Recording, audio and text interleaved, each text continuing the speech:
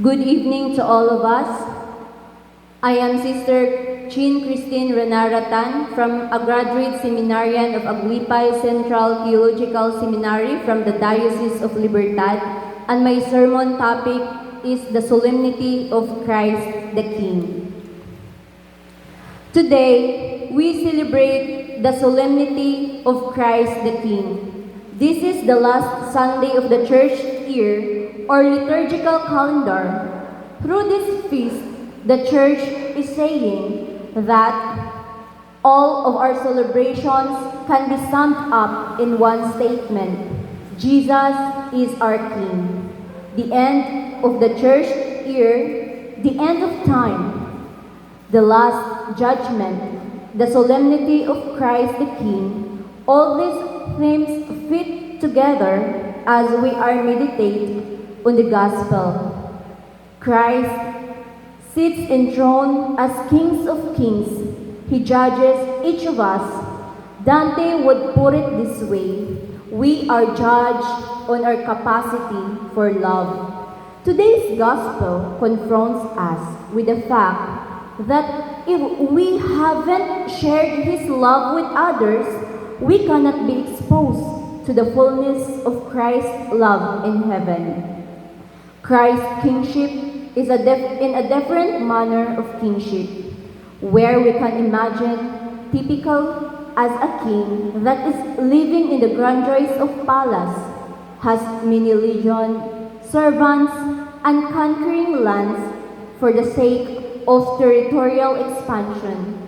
Christ's kingship is associated with the realization of God's reign, where there is peace, justice, and abundant life. Christ's kingship reigns to all people, especially those people who look at Him as a king. As a king, Jesus is also a provider, protector, and savior. As prophet Isaiah chapter 40 verse 11 says, He will feed His flock like a shepherd. He will gather the lambs close to His heart, and He will gently lead those that have young. A bruised reed will not be break, a flickering candle He will not extinguish. He will faithfully bring forth justice. So from Isaiah's prophecy, we get a glimpse of how this leader will govern us. He is like no other king. He is like no other ruler. He is like no other emperor. But indeed, He is the King of kings and the Lord of lords. Christ, the King for believers. Christ, the King, is present in our daily lives. Yes, He is present in your family as you pray together at home, before meals, or at bedtime. But He is also present in your wife or your husband when he or she has had a bad day and needs your support. He is present in your children when their needs drain you. The infant you get up at 3 a.m. to nurse is Christ. The toddler getting into everything and making a mess quicker than you can clean up after him or her is Christ. The child not understanding mathematics is Christ. The teenager needing both wings and protection is Christ. And the young adult you are putting through college is Christ.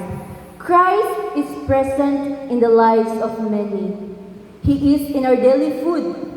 He is in the struggle of people's lives.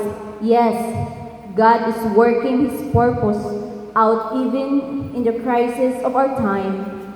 If we hold on together, if we take this moment to strengthen our faith, lengthen our patience, and deepen our discipline, we shall make it through. Christ is present in our liturgy. He is in the assemblies of people. He is in the church. Christ present in extending our hand to the needy. He is extending food to the victims of calamities. He is there to cure the sick. In many ways, this is a disturbing gospel.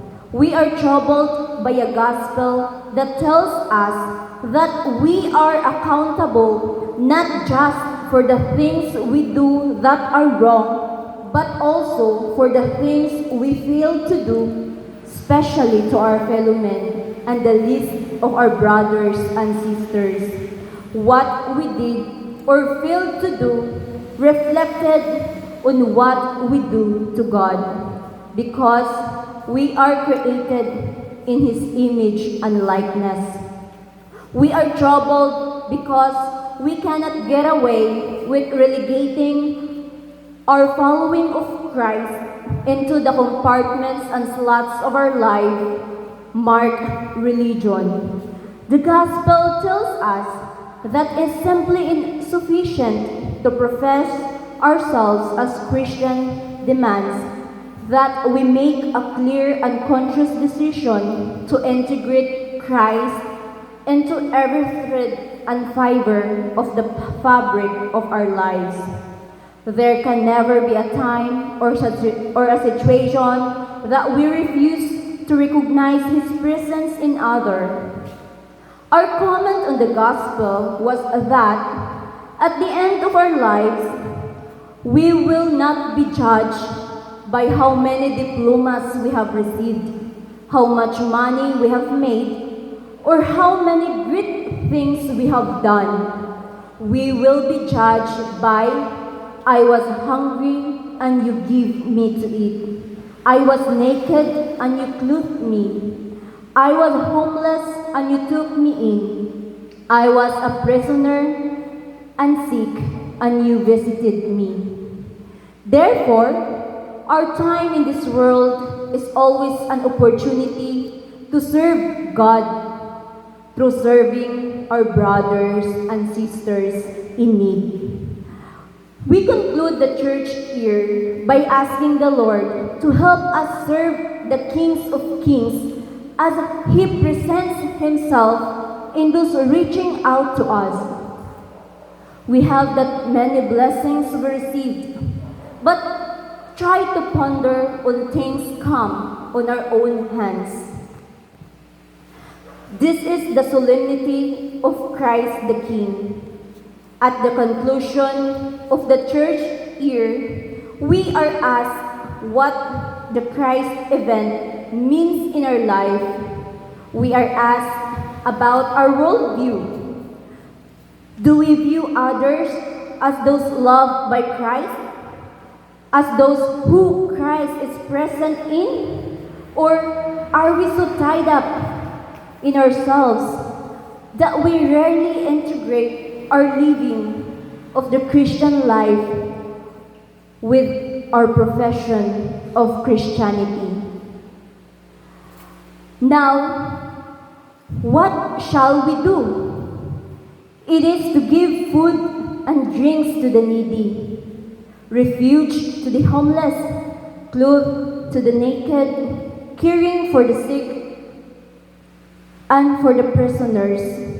If all of us manage to do this, to show goodness to our brothers and sisters, then we will experience Christ's kingship in our society and the advancement of the reign of God here on earth, where peace and justice reigns, abundant life, and people may live life in its fullness and present realities. In the name of the Father, and of the Son, and of the Holy Spirit. Amen.